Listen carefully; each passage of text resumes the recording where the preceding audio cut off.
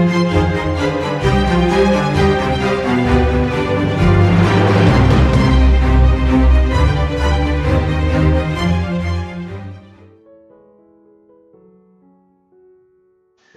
Bible story we're looking at today is about a guy that is known to be a little bit out of the ordinary. How out of the ordinary, you ask? For one thing, he ate honey and insects called locusts. For clothing, he wore camel's hair and a leather belt around his waist. Now close your eyes for just a moment. Can you imagine tasting that sweet honey, hearing the crunch of the locusts, and feeling the soft kind of scratchy camel's hair? Yeah, no, me either. No.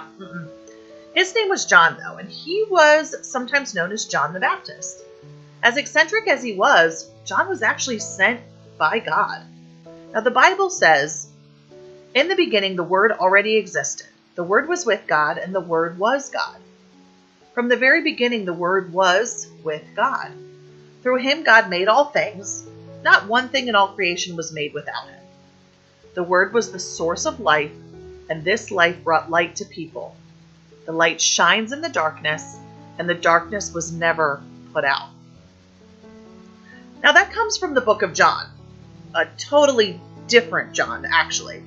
And it tells us that there was someone that was with God ever since the beginning. This someone gives life and is light that shines in the darkness. This was describing not John, right? Jesus. God sent his messenger, a man named John, who came to tell people about the light, so that all should hear the message and believe. He himself was not the light. He came to tell about the light. So John's job was to tell people about Jesus. And John did that. He told people that they needed to get ready for Jesus. He taught about how to receive forgiveness from sin that had separated them from God. He helped people to live for God. This was the real light, the light that comes into the world and shines on all people. The Word was in the world, and though God made the world through him, yet the world didn't recognize him.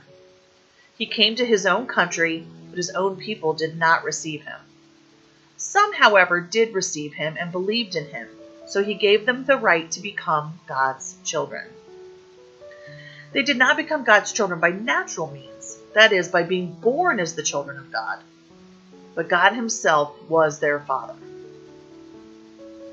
Now, even though Jesus had been with God since the beginning, people did not recognize who Jesus was when he came to earth.